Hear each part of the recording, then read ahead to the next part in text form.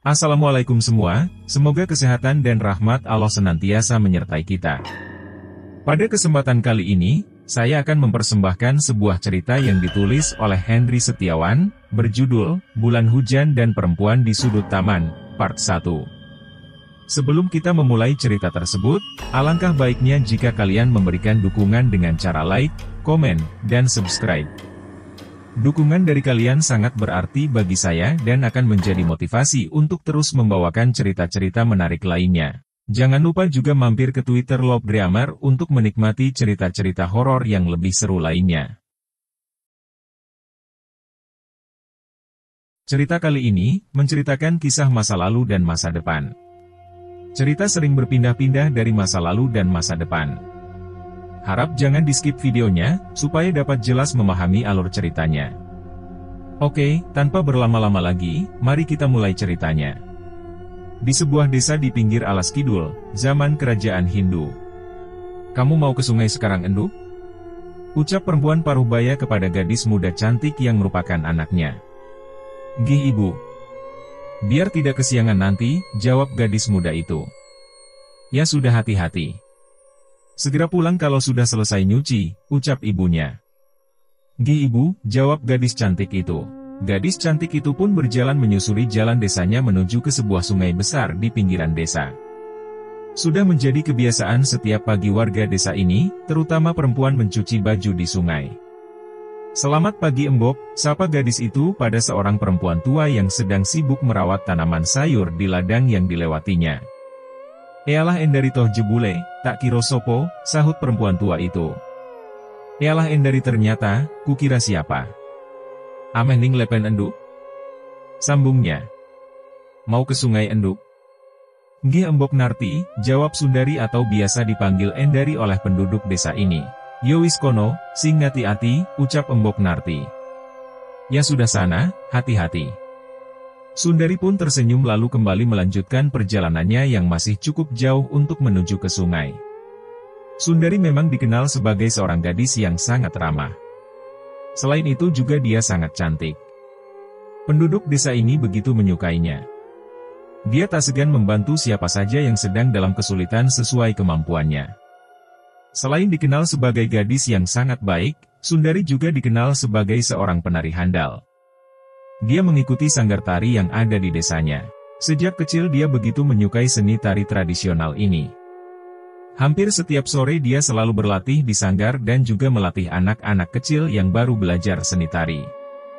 Wajahnya yang cantik, tutur katanya yang lembut dan ramah, serta kebaikannya membuat beberapa pemuda desa ini menginginkannya menjadi pendampingnya.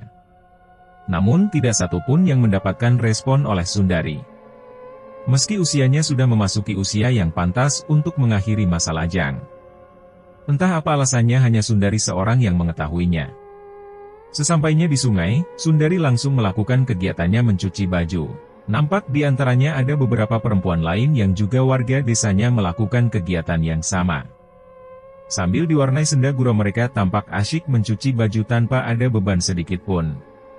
Namun tanpa ada yang menyadari, ternyata ada sepasang mata yang mengamati mereka semua dari balik semak, tak jauh dari seberang sungai itu.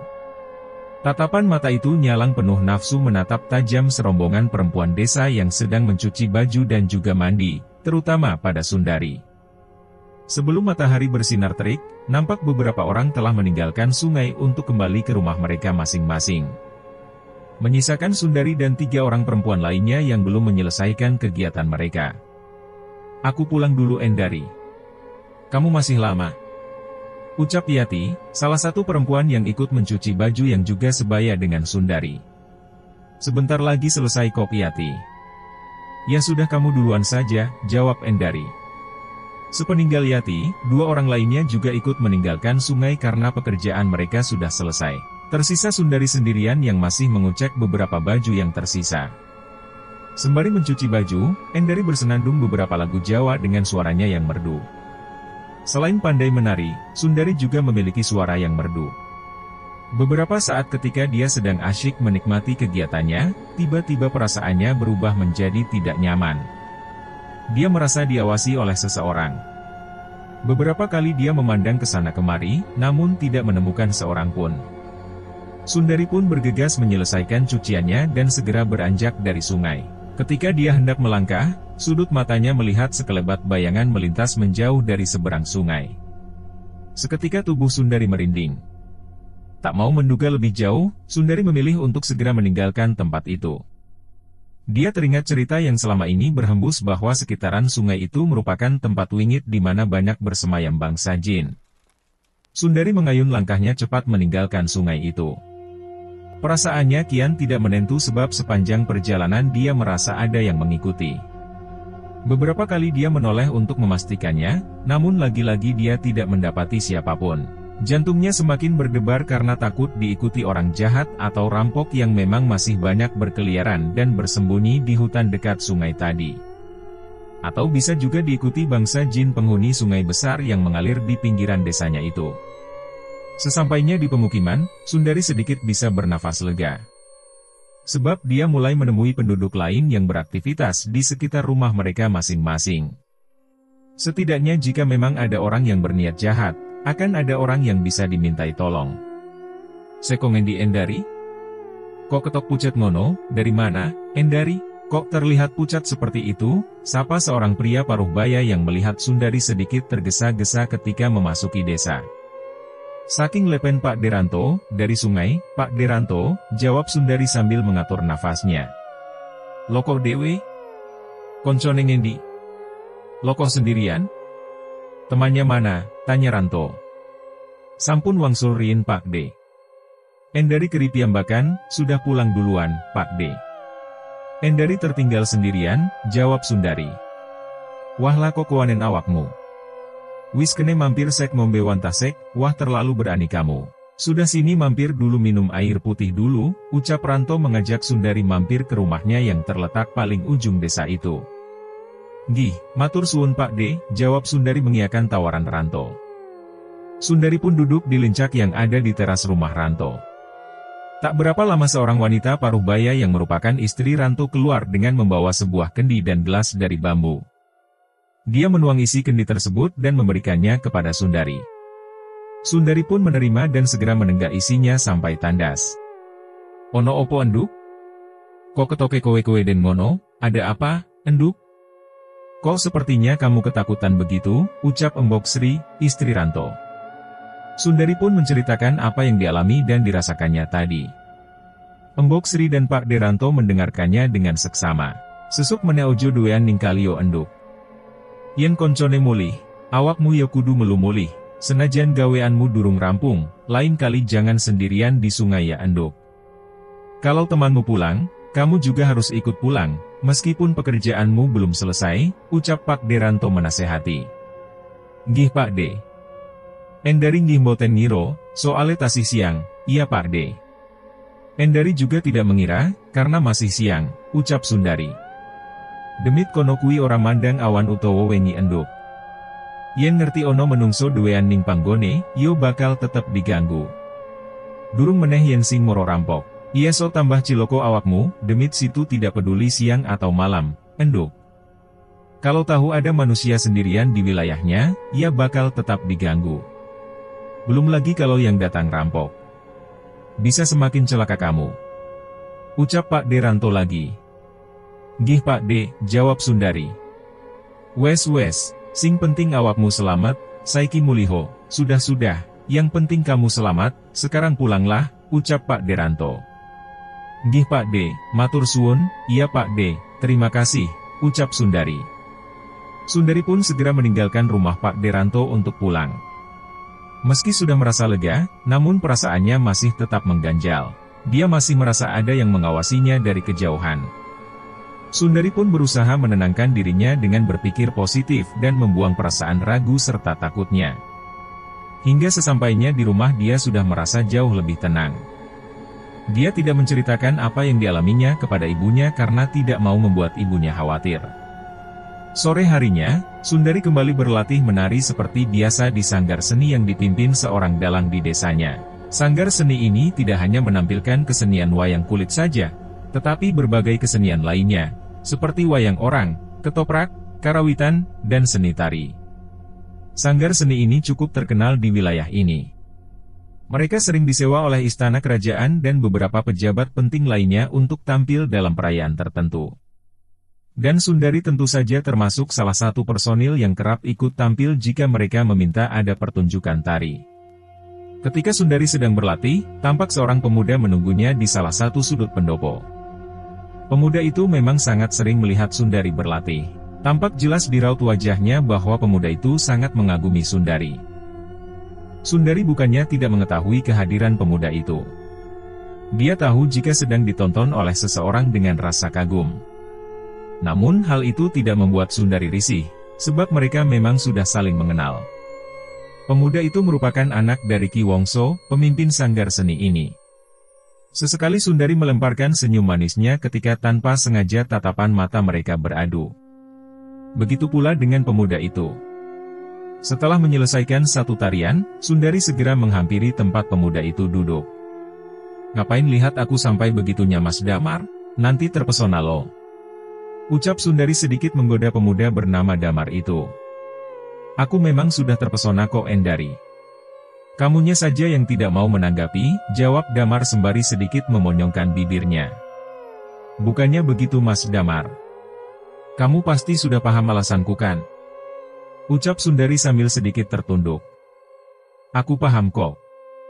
Sudah tidak perlu dipikirkan. Bisa terus melihatmu menari saja aku sudah sangat bersyukur," ucap Damar sambil tersenyum. Sundari hanya menghela nafas panjang usai mendengar ucapan Damar tadi.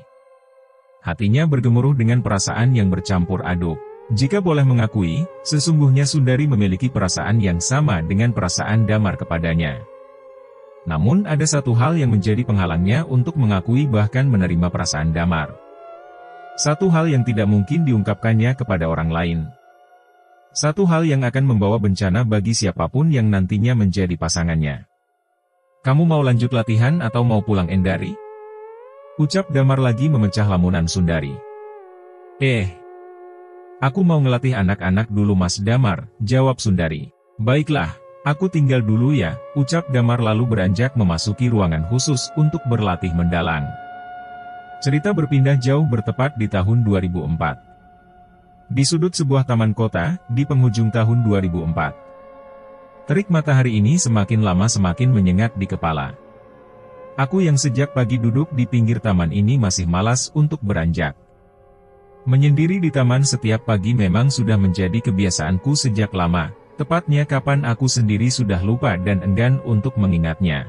Yang pasti aku selalu dapat menikmati kesendirianku di pinggir taman ini, dengan segelas kopi dan sebuah surat kabar pagi.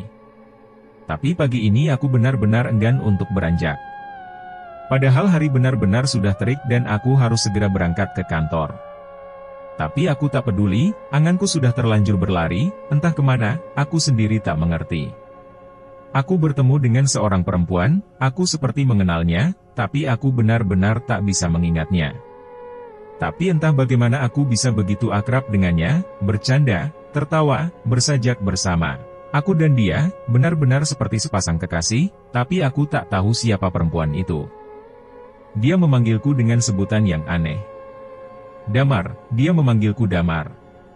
Padahal yang aku tahu dan yang pernah ku baca di KTP, akta kelahiran, ijazah-ijazahku, dan surat-surat yang lain namaku adalah Burhan, bukan Damar. Tapi entah mengapa panggilan itu benar-benar akrab di telingaku. Bulan hujan, kekasih dan gemerlap rembulan mampu membius relung pertikaian aku akan selalu datang membawamu merajut bintang-bintang bulan hujan, kekasih jangan pernah takut akan matahari meski sinarnya tajam menghujam kita akan berpayung anyam-anyam cirus bulan hujan, kekasih bahkan cericit camar iri akan kisah ini. Seperti itu, aku benar-benar mengucapkan sajak itu. Padahal aku belum pernah menulis ataupun membaca sajak yang seperti itu. Aku semakin tak bisa mengerti tentang apa yang kualami. Hingga tiba-tiba aku dikagetkan oleh suara ponselku dan membuyarkan anganku. Ternyata bos menelponku dan menyuruhku agar segera ke kantor karena banyak sekali pekerjaan menumpuk yang belum ku selesaikan. Aku melangkah meninggalkan taman itu, meninggalkan sesuatu yang benar-benar tak ku mengerti di taman itu. Cerita berpindah ke masa sekarang. Di sebuah desa di pinggir alas kidul, zaman kerajaan Hindu. Malam sunyi, seperti malam-malam sebelumnya di desa ini. Suasana yang sangat wajar di masa itu, apalagi di daerah pedesaan yang jauh dari keramaian kota kerajaan. Aktivitas penduduk kebanyakan hanya ketika siang hari, sedangkan pada malam hari mereka memilih untuk berdiam di rumah. Begitu pula dengan Sundari yang saat ini masih duduk di sebuah kursi di sudut kamarnya. Remang cahaya lampu teplok menemaninya menggores lontar dengan untaian sajak yang menunjukkan isi hatinya. Bulan hujan, kekasih dan gemerlap rembulan mampu membius relung pertikaian. Aku akan selalu datang membawamu merajut bintang-bintang bulan hujan. Kekasih jangan pernah takut akan matahari meski sinarnya tajam menghujam. Kita akan berpayung anyam-anyam cirus bulan hujan. Kekasih bahkan cericit camar iri akan kisah ini.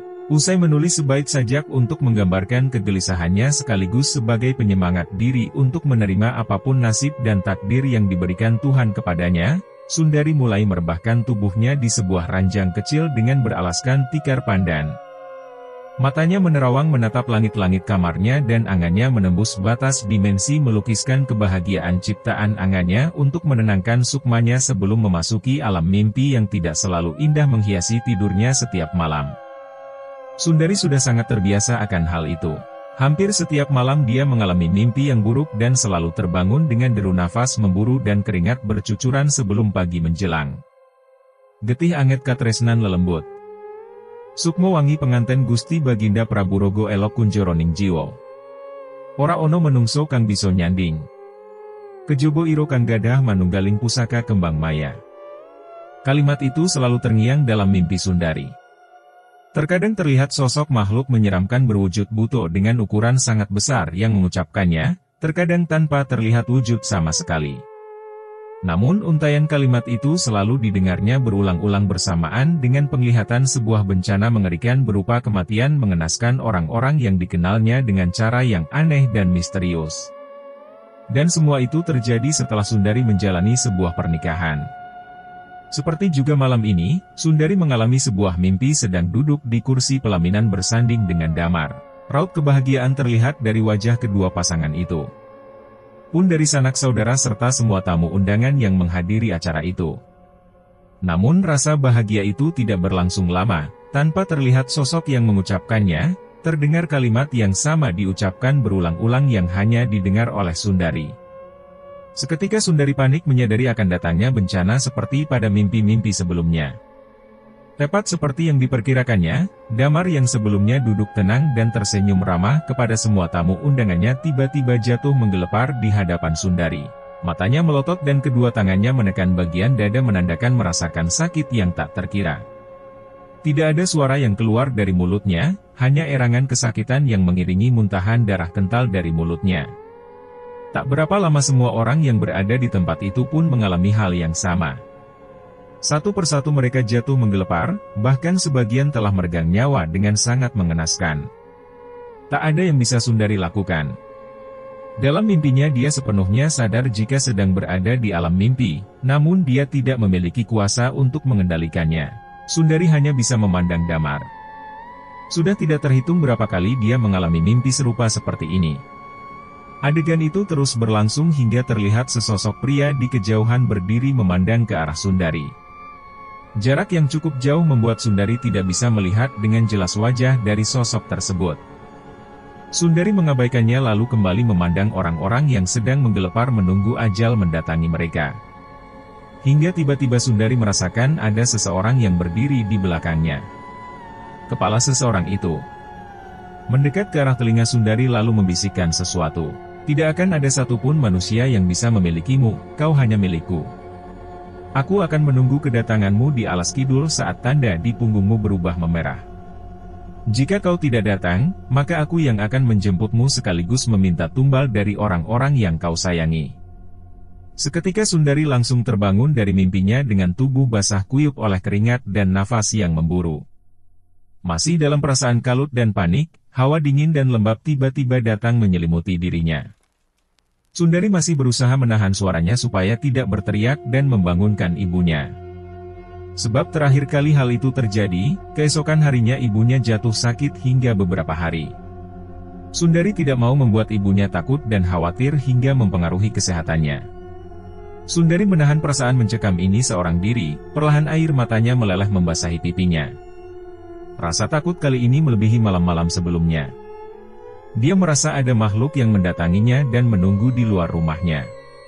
Perlahan terdengar suara langkah kaki dari sisi luar dinding kamarnya. Langkah kaki itu berjalan mondar-mandir lalu berhenti tepat di depan jendela. Tok tok tok, terdengar daun jendela kamarnya diketuk pelan. Ada sedikit rasa penasaran untuk mengetahui siapa yang sedang berada di luar kamarnya. Namun ketika Sundari mengingat kejadian mengerikan dalam mimpinya, dia mengurungkan niatnya untuk memeriksa keluar. Rasa takut semakin besar menjalari jiwanya. Sundari hanya bisa menarik selimut dari kain jarik lusuh dan menutupi seluruh tubuhnya untuk memberikan sugesti rasa aman dari teror yang mendatanginya malam ini.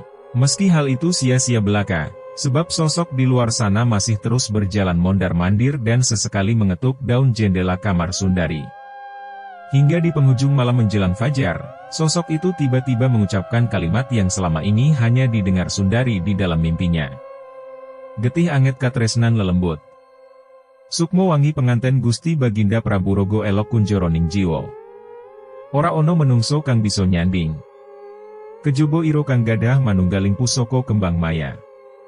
Sundari semakin ketakutan dibuatnya.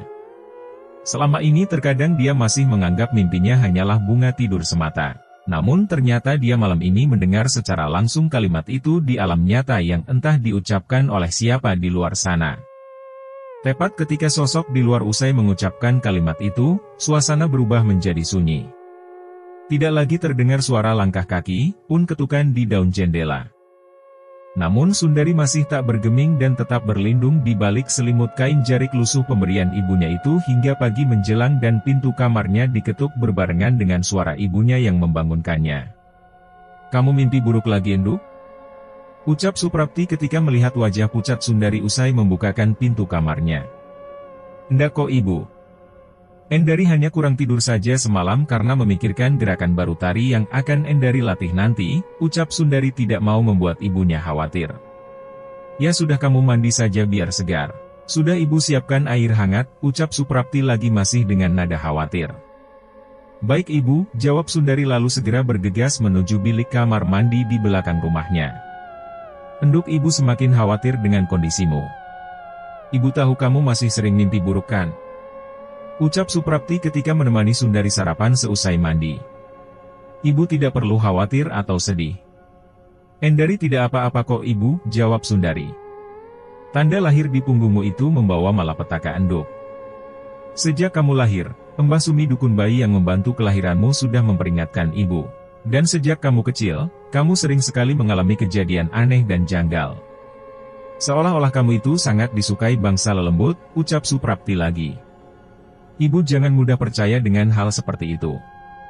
Endari sudah jarang sekali mimpi buruk kok ibu. Kalau kejadian sewaktu Endari kecil, Endari anggap itu hanya kebetulan saja karena kecerobohan Endari sendiri yang suka main di tempat-tempat sepi." Sundari masih berusaha menenangkan ibunya. "Apa tidak sebaiknya kamu coba tanya ke Ki Wongso Enduk? Selain dalang, beliau kan juga mengerti soal klinik," ucap Suprapti. "Sebaiknya jangan ibu. Endari khawatir nanti banyak orang yang tahu soal Endari. Sementara ibu sendiri terus berusaha merahasiakannya. Selain ibu, bapak dan Endari sendiri, hanya Mbah Sumi dan Mas Damar yang tahu soal ini. Mbah Sumi dan bapak sudah meninggal beberapa tahun yang lalu, sedangkan Mas Damar bisa kupercaya tidak akan menceritakan kepada siapapun," ucap Sundari. "Ibu paham kan, pertanda-pertanda seperti yang dimiliki Endari ini dianggap aib oleh orang-orang. Endari tidak mau terjadi apa-apa sama ibu kalau orang-orang mengetahui kondisi Endari yang pasti dianggap pembawa sial dan malapetaka," sambungnya. Suprapti menunduk lalu terisak usai mendengar ucapan Sundari. Dia tak sanggup lagi menahan kesedihannya. Dia kembali teringat kejadian 20 tahun silam ketika Sundari dilahirkan. Mbah Sumi yang membantu kelahiran Sundari terperanjat ketika melihat bayi yang dilahirkan Suprapti masih terbungkus selaput rahim. Ketika bayi itu dikeluarkan dari bungkusnya, Mbah Sumi semakin terperanjat ketika melihat tanda lahir berupa titik hitam di punggung bayi itu. "Anakmu ini akan membawa malapetaka Enduk," ucap Mbah Sumi. "Ada apa dengan anak saya, Mbah?" tanya Suprapti sambil meringis masih menahan rasa sakit akibat melahirkan. "Dia lahir bungkus dan di punggungnya ada tanda setan. Dia juga memiliki getih anget. Dia akan disukai bangsa lelembut untuk dijadikan tumbal. Kalau dia berhasil tumbuh dewasa, dia akan kesulitan mendapatkan jodoh, karena sudah diincar Raja Iblis untuk dijadikan istrinya. Kalau dia menikah dengan manusia, suaminya akan mati sebelum menyentuh tubuhnya, ucap Mbah Sumi. Suprapti langsung menangis mendengar ucapan Mbah Sumi. Lantas apa yang harus saya lakukan, Mbah? Saya sangat menyayangi anak saya. Dia bisa saja diselamatkan, jika ada yang memiliki pusaka sakti untuk mengalahkan Raja Iblis itu. Tapi aku tidak tahu pusaka apa dan siapa yang memilikinya. Semoga saja ada keajaiban yang bisa menolong anakmu sebelum malapetaka itu terjadi, jawab Mbah Sumi. Saya minta tolong rahasiakan soal anak saya ini, Mbah. Jangan sampai orang-orang tahu dan mencelakai anak saya, ucap Suprapti memelas. Baiklah, aku akan merahasiakannya. Aku janji akan kubawa rahasia ini sampai datang ajalku. Tapi aku tidak mau ikut bertanggung jawab jika malapetaka itu nantinya benar-benar terjadi, ucap Mbah Sumi. Mbah Sumi pun menepati janjinya hingga ajal menjemputnya, tak satu pun orang lain yang mendengar mengenai kondisi Sundari ketika dilahirkan. Suprapti pun membesarkan Sundari dengan sangat hati-hati dan penuh kasih sayang. Tak pernah sekalipun dia memperlihatkan tubuh Sundari kecil kepada orang lain, terutama bagian punggungnya. Sebab dia tahu, jika sampai ada orang lain yang tahu, mereka pasti akan membunuh Sundari supaya tidak menimbulkan malapetaka kepada penduduk desa nantinya. Atau minimal mengusir keluarga Sundari untuk meninggalkan desa ini. Ibu jangan bersedih ya. Endari percaya pasti nantinya akan ada yang bisa menolong Endari, ucap Sundari yang sudah beranjak dari tempatnya duduk untuk memeluk ibunya. Pagi itu matahari bersinar sangat cerah. Kicau burung liar di pinggiran hutan terdengar sangat merdu menyambut sesosok pemuda yang berjalan pelan memasuki hutan untuk berburu. Di tangan kirinya menggenggam erat sebuah busur yang terlihat kokoh. Di punggungnya tersemat beberapa anak panah dengan ujung sangat tajam siap menghujam jantung hewan buruan untuk dijadikan santapan serta persediaan makanan nantinya. Sedang di pinggangnya menggantung sebilah golok yang cukup besar lengkap dengan warangkanya. Tubuhnya tegap dan kekar terlihat sangat gagah. Tangannya yang berotot bergerak menyibak semak-semak untuk melacak pergerakan hewan yang akan menjadi target buruannya. Tumben tidak ada kancil atau kijang terlihat di sekitar sini.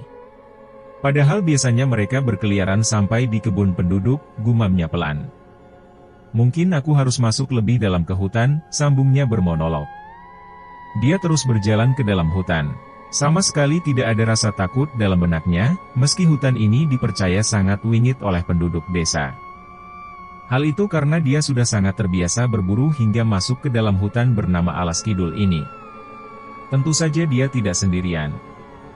Dia bersama kedua temannya, namun mereka sepakat mengambil jalur terpisah dan akan bertemu di satu titik yang mereka sepakati yaitu sebuah pohon besar di dalam hutan yang masih berjarak beberapa ratus meter dari tempatnya saat ini.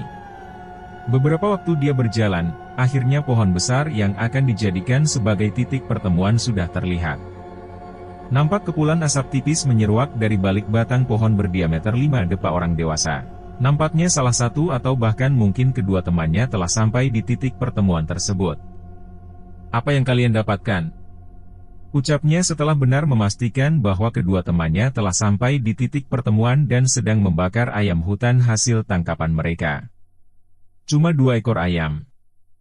Entah kenapa kijang dan kancil sama sekali tidak terlihat di sekitar sini, jawab salah satunya yang bernama Wiryo. Aku malah gak dapat apa-apa. Bahkan ayam pun sama sekali tidak terlihat di jalurku, ucap Damar. Sama Damar, sahut Darno. Sepertinya ada yang aneh. Tidak biasanya hewan-hewan itu tidak terlihat di pinggiran hutan. Apa sebaiknya kita coba periksa lebih ke dalam? Ucap Damar. Boleh, tapi sebaiknya kita jalan bersama-sama. Karena setelah dari sini hutan ini jauh lebih wingit, ucap Darno. Aku setuju. Kita jalan bersama saja, Wiryo menambahkan. Usai menikmati ayam panggang hasil buruan, mereka bertiga pun segera beranjak masuk lebih dalam ke Alas Kidul yang dikenal sangat wingit. Mereka memutuskan tidak mengambil jalur terpisah karena untuk menghindari resiko jika ada gangguan dari lelembut penghuni Alas Kidul. Dengan berjalan bersama, setidaknya mereka bisa saling menjaga satu sama lain. Beberapa jam berjalan, Damar yang memimpin rombongan tiba-tiba memberikan kode untuk berhenti dan tidak membuat suara gaduh. Aku melihat seekor kijang, bisiknya sambil menunjuk ke salah satu arah.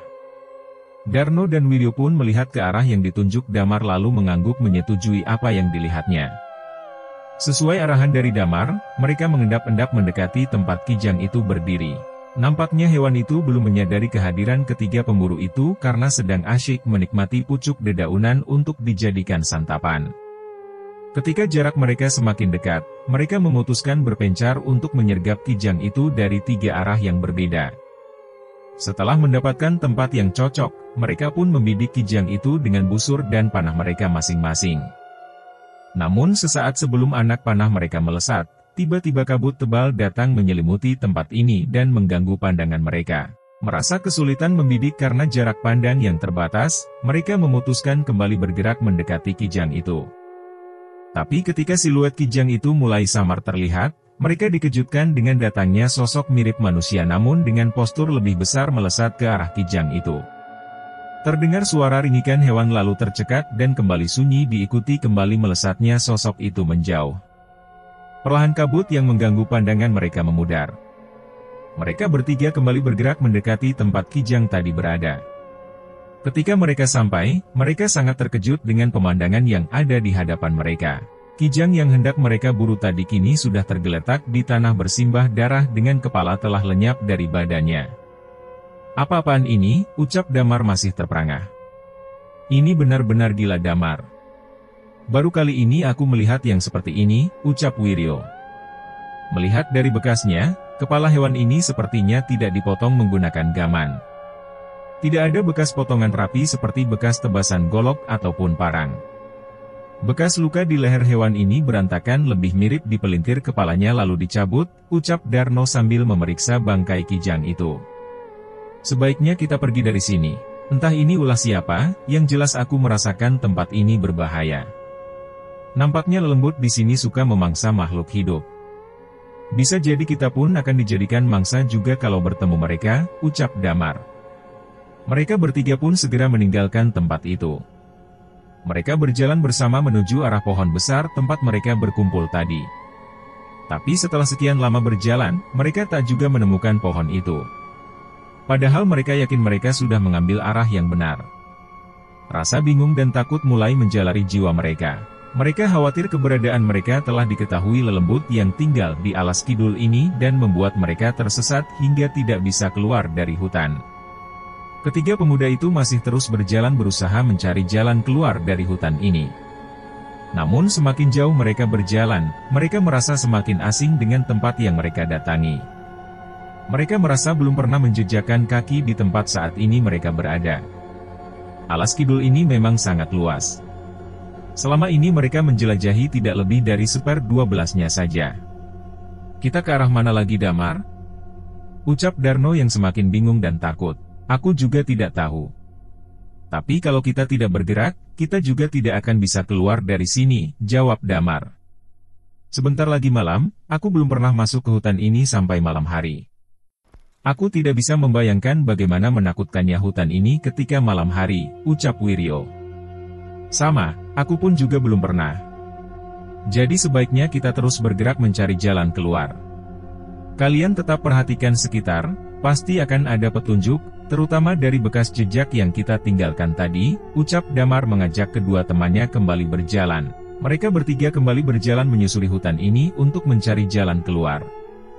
Tapi tanpa mereka sadari sesosok makhluk mengikuti mereka dari atas pohon. Makhluk itu melesat dari satu pohon ke pohon lainnya terus mengikuti ketiga pemuda yang sedang tersesat di dalam alas kidul itu. Ketika langit mulai memerah menandakan hari akan segera berakhir dan berganti malam, mereka bertiga menemukan sebuah rumah gubuk berdiri di tengah-tengah hutan. Rasa heran bercampur bingung memenuhi otak mereka. Sebab baru kali ini mereka mengetahui ada bangunan berdiri di sini, tandanya ada seseorang yang tinggal di sini. Mereka belum memutuskan untuk mendatanginya. Mereka berniat mengamatinya lebih dulu dari kejauhan. Terlihat asap putih keluar dari sela-sela atap rumbia rumah gubuk itu. Tandanya memang ada orang yang tinggal di situ. Perlahan pintu rumah itu terbuka lalu keluar seseorang dari sana. Seorang wanita tua dengan tubuh bungkuk berjalan keluar lalu berdiri di halaman rumah itu menatap ke arah ketiga pemuda bersembunyi. Wajah wanita tua itu sangat menyeramkan dengan beberapa bagian kulit mengelupas. Senyum seringai mulai terpampang di wajahnya menunjukkan deretan gigi yang semuanya menghitam. Damar dan kedua temannya bergidik ngeri ketika melihat sosok wanita tua itu. Apalagi kedua tangannya yang sejak tadi disembunyikan di balik tubuhnya kini telah bergerak memperlihatkan kepala seekor kijang lalu dilemparkan ke hadapannya. Ambil makananmu, lalu tangkap 3 orang itu dan bawa kepadaku. Aku akan mempersembahkan mereka kepada Paduka Prabu Kolosetro untuk mempercepat kebangkitannya, ucapnya. Damar, Darno dan Wiryo seketika tercekat ketika mendengar ucapan sosok wanita tua itu. Artinya keberadaan mereka bertiga memang sudah diketahuinya. Apalagi tak lama setelah kepala kijang itu dilempar muncul beberapa makhluk menyeramkan memakan kepala kijang itu dengan cara berebutan. Makhluk-makhluk itu berbentuk mirip manusia namun berjalan merangkak. Wajahnya sangat menyeramkan dengan kulit berwarna merah kehitaman. Telinganya runcing ke atas dan ada sepasang tanduk kecil di kepalanya. Bentuk mulutnya memanjang mirip mulut anjing dengan deretan gigi tajam di dalamnya. Merasa adanya bahaya yang semakin mengintai, ketiga pemuda itu tak mau membuang waktu menunggu makhluk-makhluk itu mengejar. Merasa masih punya sedikit kesempatan ketika makhluk-makhluk itu sedang menikmati santapannya, ketiga pemuda itu langsung berlari meninggalkan tempat itu. Mereka terus berusaha menjauh dan berharap bisa segera keluar dari hutan ini, meski harapan itu masih tipis sebab mereka masih bisa mendengar tawa wanita tua tadi seolah mengejeknya. Malam kini telah sempurna menyelimuti sisi bumi ini. Suara hewan malam bersahutan menyenandungkan kidung kesunyian menandakan telah benar-benar usai aktivitas manusia dengan berbagai kebutuhannya. Sebagian besar telah terbuai dalam alam mimpi masing-masing. Namun hal itu tidak terjadi pada Sundari. Dia masih merenung di atas dipan rel kamarnya. Pikirannya mengembara entah kemana. Satu sisi dia akan bersiap menghadapi mimpi buruk yang hampir setiap malam selalu memberikan teror pada tidurnya, di sisi lain dia memikirkan Damar yang dia dengar belum juga kembali dari pergi berburu di hutan bersama kedua temannya. Beberapa waktu sebelumnya memang terjadi sedikit kegemparan di desanya karena 3 orang pemuda yang diketahui pergi berburu di hutan belum kembali hingga malam hari. Padahal sebelumnya tidak pernah sekalipun mereka ataupun warga lainnya berani berada di hutan hingga malam tiba. Apalagi dari beberapa kali kejadian sebelumnya, warga yang tidak keluar dari hutan hingga malam tiba, mereka selamanya tidak pernah kembali. Untuk menyusul dan mencari keberadaan mereka di dalam hutan pun tak ada seorang pun yang berani. Ketika Sundari masih terlarut dalam lamunannya, tiba-tiba perasaannya berubah menjadi gelisah. Hawa dingin dan lembab tiba-tiba menelusup ke dalam ruangan sempit kamarnya ini. Tanpa dia sadari, suara-suara hewan malam yang sebelumnya bersahut-sahutan kini tidak lagi terdengar. Hanya kesunyian yang benar-benar mencekam kini menemani kegelisahannya. Perlahan Sundari menarik selimut kain jarik lusuhnya menutupi tubuh hingga kepalanya. Sundari sadar, dalam suasana seperti ini biasanya akan datang bangsa lelembut menerornya. Meski sudah sangat sering terjadi, tapi rasa takut masih selalu menjalarinya setiap kali gangguan bangsa lelembut ini datang menerornya. Tiba-tiba terdengar suara seperti kerikil dilempar ke atas atap rumahnya. Tak berapa lama disusul dengan suara dinding kamarnya yang terbuat dari kayu seperti digaruk-garuk dari luar. Sundari semakin ketakutan dan mulai menangis. Tapi dia tetap menahan suaranya supaya tidak terdengar oleh ibunya. Masih dalam ketakutannya, sayup-sayup Sundari mendengar seseorang menyenandungkan kidung Jawa dari luar kamarnya. Nalikaning wayah lingsir wengi tiasing rasa katresnan mukti santika bawana sewuarsa, hametak sira kelawan hiang paduka sengkala teka kalaben dunyata, aja wani ginulah rasa marang manungsa kejaba rasaning ati, ketaman tineluh mering kemanjing japa mantra. Tubuh Sundari bergetar hebat karena ketakutan mendengar kidung yang mirip mantra itu berulang-ulang. Namun perlahan tanpa sadar dia bergerak seolah ada yang mengendalikan tubuhnya. Kontrol atas panca inderanya kini benar-benar telah terlepas darinya, namun kesadaran masih sepenuhnya ada padanya. Perlahan tangan Sundari meraih kunci jendela lalu membukanya. Dia berusaha melawan untuk tidak melakukannya, namun semua sia-sia belaka. Bahkan untuk menutup mata saja dia tidak mampu melakukannya. Tatapannya mengarah keluar ke arah tanah kosong di luar kamarnya. Di sana berdiri sesosok perempuan tua sedang menatapnya tajam sambil menyeringai memperlihatkan deretan giginya yang semuanya hitam. Sundari semakin ketakutan, namun tidak ada yang bisa dilakukannya. Perlahan aroma wangi melati menguar lalu berganti dengan bau busuk bangkai menusuk penciumannya. Sedelok menehwi suwayahe sliramu sesandingan karo Gusti Prabu Enduk, sebentar lagi sudah waktunya kamu bersanding dengan Gusti Prabu Enduk, ucap wanita tua itu pelan namun terdengar sangat menyeramkan. Sundari hanya bisa menangis tercekat mendengar ucapan itu. Berarti apa yang dikatakan Mbah Sumi dulu kepada ibunya adalah sebuah kebenaran. Bahwa dirinya adalah pembawa malapetaka bagi semua orang. Bersambung. Tunggu kelanjutan cerita di bagian berikutnya, yang akan segera Mimin unggah dalam waktu dekat. Serta ada juga cerita lainnya, yang tidak kalah bagusnya. Jangan lupa untuk like dan bagikan cerita ini kepada teman-teman dan saudara kalian, supaya channel ini terus berkembang.